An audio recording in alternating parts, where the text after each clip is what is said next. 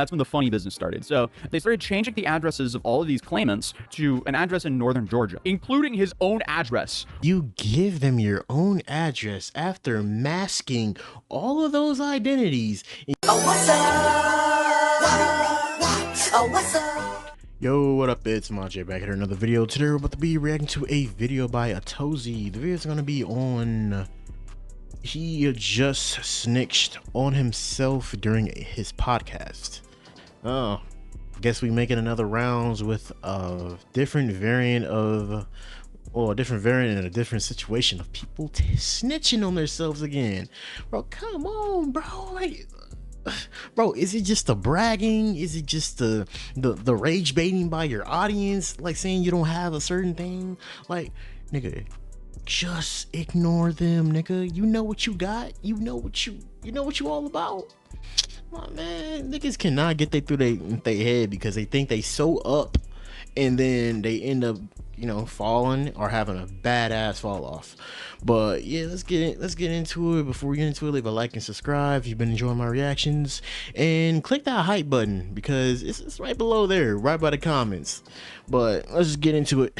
This self-proclaimed alpha male TikToker who bragged about being unemployed just got thrown in prison. Because what started as a flashy, get rich by any means necessary, turned into a federal case. So it's safe to say things really backfired on him. An Atlanta-based podcaster known for promoting a rich and unemployed lifestyle has been sentenced in a major federal fraud case. According to prosecutors, Jonathan Dupiton orchestrated a scheme to steal millions of dollars in California unemployment. It's always that. It's always that, bro.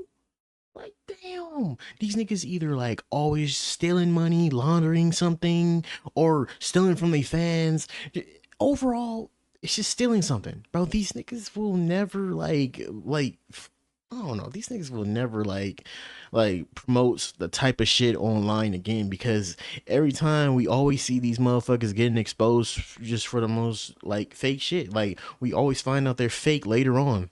These niggas is really dumb to think they're gonna keep getting away with this, especially like fucking with the state and the government at any time. Bro, if you do anything, just do anything legal, or if it's under the table, do something under the table.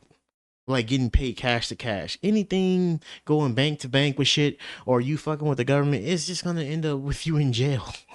Employment benefits during the pandemic, using stolen identities to file fraudulent claims. Authorities say the total loss exceeded $3 million. So this is Jonathan Dupiton, a podcaster who ran Rich and Unemployed, and clearly that didn't work out too well for him, because now I guess he's maybe rich and imprisoned, or well, he's about to be, because in January he pleaded guilty to conspiracy to commit mail-in wire fraud and aggravated identity theft. So a federal judge sentenced him to 7 years of prison, followed by 3 years of supervised release after he pleaded guilty to conspiracy to commit mail-in wire fraud and aggravated identity fraud. And obviously, by the amount of time he got, this wasn't some small-time scam. Because prosecutors are saying this guy, he helped run a scheme that pulled in $3.8 million in unemployed benefits during the pandemic. You know, this was money that was supposed to go help families in need that actually lost their jobs. And this is just so beyond scummy. And there's just so many people who abuse these systems. I mean, I even had investment advisors come up to me and say, hey, we could get you like $60,000 or something like that for you. And I'm sitting there like, I'm a YouTuber. I work from home. I haven't been affected negatively by the pandemic. This money should absolutely go to the people who need it. Now, unfortunately, a lot of it clearly went to people who did not need it whatsoever. And obviously, the people... This shit is like the damn PPP loan, and, you know, people getting, like, businesses and shit, you know, loans for their little shit. I think I had a homie that told me about the PPP loan. I was like, I don't need money that desperately now, my nigga. I'm good. I'd rather have, like, something, you know, just come to me. And this situation is, like related toward the situation I heard probably like a while back with this rapper that like he did the same thing. He basically scammed and pulled a whole bunch of identities off the dark web, and, you know, short story, he basically, you know, like had a lot of money. He could have got away with it. Actually, he could have got away with it, but like they probably would have found him later on, but he could have got away with that shit. But then the motherfucker started rapping about it. He started like, you know, flexing and shit, and then like he did a rap song detailing what he did and the steps. Like, what? Why are you that stupid, bro? Like, why is anybody ever that stupid? I don't get it nowadays, bro. If you can get away with something, stop fucking trying to push it to the crowd, nigga. You know feds are watching anything now. What the fuck? Ugh. If you wanted to help me get these funds, it would have been through a legal way, but it just felt weird and I didn't want to be involved in it whatsoever. But the way this guy got it was nowhere near any type of way I was offered it, because this was bad. So, because according to a U.S. Attorney's Office, during the pandemic, while citizens were struggling with job loss and trying to make ends meet, Dupatin, he stole unemployed benefits by submitting false applications using hundreds of stolen identities. So no, this wasn't some business owner taking way more money out of the system that he needed to pay for wages. No, this was a guy who just stole people's identities and claimed their money for them. That sounds bad enough, but trust me, it gets worse, because the entire operation allegedly started while he was already in the halfway house. What did he do? Fraud. So the guy who was already dealing with a fraud charge just decided to do more fraud. Awesome. You know, because there's nothing like being locked up for fraud, but then doing an even bigger fraud scheme. Like, at that point, you're not even laying low. You're just speed running a bigger sentence. Congratulations. And it gets even crazier when you realize this wasn't just something that was quietly happening in the background. No, this guy was very public. This guy had a whole podcast where his motto was, fraud is dope. I'm not joking. This is his public motto. That's not something I, like, dug up or anything. No, he was very blatant about that being his motto. I guess this is just one of those stories where, like, the branding, the lifestyle, the actual crime all collide in the most ridiculous way possible. But to really understand how insane all this is, we have to go back to where it all started. So back in 2020, right in the middle of the pandemic, when millions of people were out of work, the government rolled out an expanded unemployment program to help people survive. So this is essentially emergency benefits, extra payments, easier approvals, and all that. And according to the prosecutors, that's exactly what this guy saw as an opportunity. So instead of applying for benefits like a normal person, he allegedly built a system to mass produce fake claims using hundreds of stolen identities. So according to officials, Dupatin and his group would take personal information from real people, people who had no idea what was going on, and use that to file fraudulent unemployed applications through California's system. Then on top of that, they used VPNs to hide where the applications were coming from, masking their actual location and making it harder for investigators to track them down. So once the claims were approved and the money started coming in, that's when the funny business started. So they started changing the addresses of all of these claimants to an address in northern Georgia, including his own address, which doesn't make. You give them your own address after masking all of those identities, and you won't think they will be suspicious after all of that money is going toward one address and getting delivered toward two addresses actually. Two addresses, and you, what? Oh man, people are just so blatantly dumb. Like, you think of like the whole plan and you think of this smart shit. Well, I mean, anybody can get a VPN nowadays, but like, you think of like a good plan and then it gauges and keep gauging to being the most dumbest plan ever, bro. Like, I think people are just genuinely stupid. People are just genuinely stupid around like the planet now. And 7 years is a big ass sentence. Like, you don't really think that's a sentence. People will be like, oh, I'll hold that 7 down. But like, 7 years pass by in a snap. But also, nigga, shit's a lot to deal with, bro. Prison go take a whole thing on this nigga's psyche. But overall, this nigga's stupid sense whatsoever, but clearly this guy's a rocket scientist. It's like, one would think that they would try to be a little bit more careful where that money's being sent and where the addresses are, you know, maybe an offshore account, maybe a little bit of financial trickery. Nah, they just threw in the addresses where they literally stayed. Like, are you serious? Fucking lazy. So they had the cards mailed to them where they were staying, and then once the cards show up, no, they just started hitting ATMs around Atlanta and withdrawing the maximum amount. And I guess this was working very smoothly until prosecutors noticed it all, and that's when they realized $3.8 million had been sent to these addresses, and about $2 million had been withdrawn from various ATMs throughout all of Atlanta. And what's crazy to me as well is the amount of money they spent. They made so much money so quickly, and they just ran through that immediately. And again, all of this was happening in 2020 to 2021 when people really needed that money. And this guy... That's really fucked up too. And I can gauge what these niggas was spending. These niggas was probably spending money on fucking chains, fucking just like in the strip clubs and shit. We already know how this shit is. As soon as somebody gets some money, they just started flooding the money everywhere, bro. And that's just what people do, bro. Oh my gosh, not even thinking about paying down your debt, not even thinking about doing anything, but like, he probably could be in real debt after this.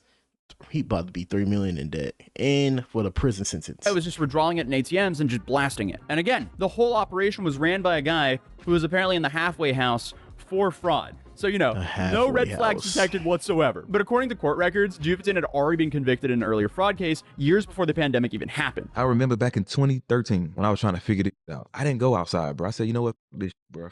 Going to the club, chilling, hanging out.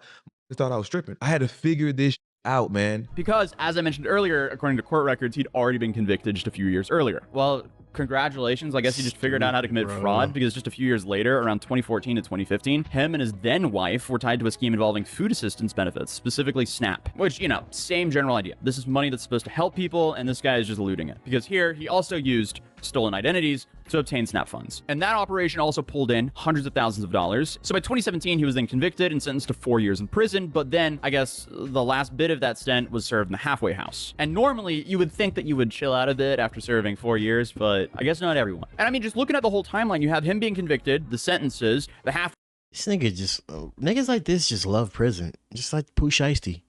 Yeah, these niggas really just love prison. You just get out and you don't think about chilling out, and you want a easy way. Just get a fucking job, bro. Money doesn't come easy. I would have thought you would have learned that from the 4-year sentence. 4 years, it ain't nothing. But at least you can just serve it and just sit down. But like 7, and well, 7 on top of that, bro. You add the total of 4. Like, Jesus Christ. halfway house, and then immediately another scheme. There's literally no gap here whatsoever. And all while he's being super public on his podcast. And guess what his podcast was about? Beating the system. Okay. It's because I got you guys' attention. Attention is the new currency. Attention is how you build a brand. Attention is how you build a podcast. Attention is how you bring awareness. Attention is the new currency. Say it. Attention is the new currency. Attention is the new currency. I've been successfully able to keep you guys' attention for a year and a half. This nigga wasn't just in a whole podcast of just like, you know, I mean, just a, this nigga wasn't just a whole podcast by himself. This nigga was giving like a whole speech to like a whole group of audiences. This girl is even wearing a shirt right here, rich and employed. I bet she's devastated to just see what the hell just happened behind this. See, this is why you could just never believe in these fucking gurus or whatever they call themselves, or moguls or whatever, because there's always some fucking fuck shit behind this.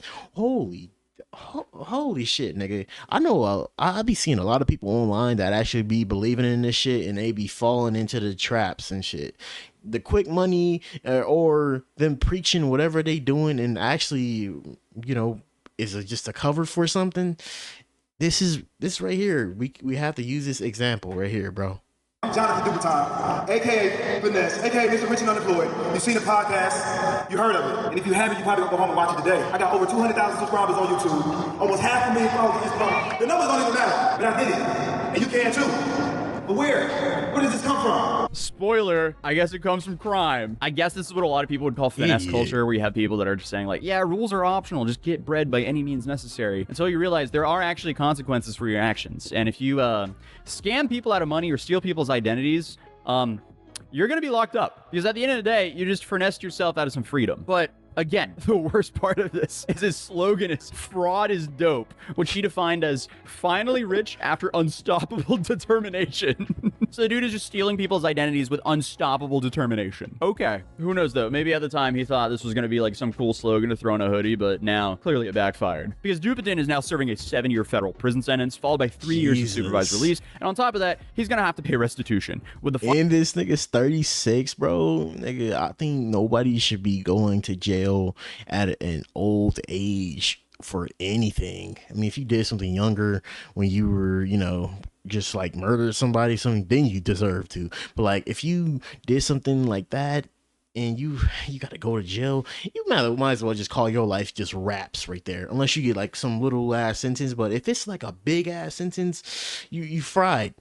Final amount that's still going to be declared. So this was a massive net negative for him. He should have never done any of this. And for anyone out there thinking about doing this, yeah, let's not do that, because clearly it will set you back years of your life. Because this dude is probably going to owe the US government something in the tune of $3.8 million now. If you owe somebody some money, go ahead and pay them back their money. Go ahead and pay these people back their money, man. And as one official put it, like, this is a case of someone choosing to take advantage of someone's critical safety net. I still don't know why he thought he would ever get away with this, especially when he's sending money to his own residence. Hello? Bro's sending money to his own residence and has an entire online persona essentially promoting fraud. What did he think was going to happen? It's almost like he was begging to go to prison. Like, what are you doing? But, you know, considering he was caught, it doesn't look like he was beating the system. I guess he was just borrowing time. And that time ran out. And since he got his sentence, he did actually post a video on YouTube titled "Fraud is Dope" with his statement in bio. And here he's basically saying, what do you say here? They got a lot to say about me right now. Everyone got opinions on the rich and unemployed name, the case, the time I'm facing, but ain't nobody asking how I'm actually feel going through it. This ain't no headline to me. This is my real life. Yeah, I seen everything. The blogs, the comments, the people switching sides, the ones laughing, the ones acting like they knew me. But what people don't understand is when it's your freedom on the line, all that noise hit different. I ain't running from nothing. I accept what comes to this. Every decision, every move, every consequence. That don't mean I'm folding though. That don't mean I'm not standing on who I am. Dude, you just stole a bunch of people's money with their own ideas. Oh, that sounds like a cop-out. You sounds a couple of bullshit. Everybody's switching up. No, nigga, you had a chance to just improve your life from like years ago, like actually 10 years ago, and you decide to do this shit again. Like, bro, like all the time you're facing is on you, my nigga. Bro, I fucking hate when criminals even like put out statements like this. Delusional ones at that. Identities. Like, this was money that was supposed to go to them. Like, this situation showed me who really with me and who just like the image. It showed me the difference between support and spectators, and more than anything, it forced me to sit with myself. No distractions, no ego, just truth. People love the finesse when it looked good. They love the wins, the lifestyle, the story. But when it turned real, when it turned federal, that's when you see who built for it and who's just watching. This ain't the end for me, just a chapter people get to talk about. Oh, dude, just don't steal people's money. Like, it's pretty simple. You did this to yourself. And if you have people standing by you, supporting you, stealing other people's money, it says a lot about the crowd you hang around. Dude's like, yeah, it's real life. Okay, yeah, dude, it's real life for everyone else's money you stole from them. This was supposed. Man, I mean, he probably just talking about other shit, but I don't think there's literally nothing new. But if you guys want to, but bro, this is a classic story of like like people really have to watch who they're believing on these like type of channels. You know, when you scroll through TikTok, Instagram, or you know, even see these type of people on YouTube, we literally have to watch out who we believe in. They talking about they did all this to make all this money trying to like, you know, capture people's, visions and shit and try to capture your attention. And like this shit never really ends well for like the people that watch these people. They're either trying to scam these niggas, they're either trying to like, get these niggas to follow them, or just anything, bro. And it never ends up well because like these people actually be believing in them, and then they will do anything for these type of people, bro. And they see these niggas as like they life coach or weird shit like that, bro. I really just do not get like why this guy is just so stupid. Like, you had a chance to improve your life, you didn't decide to do anything with it. But hey, well, see him in 7 years. But let me know what you guys think of this situation, because I low-key think this guy's dumb. Stop fucking with the government. That's all I gotta say. Just stop fucking with the government. I don't like the government, but I'm just saying, stop fucking with the government, bro. It never ends well. But hey, if you guys want to see more videos by Tozy, go check this video out if you guys want to see the rest of it. But I am on the road to 600 subscribers. Don't forget to sub and leave a like. Catch you guys later. He was the best guy around. What about the people he murdered? What murder?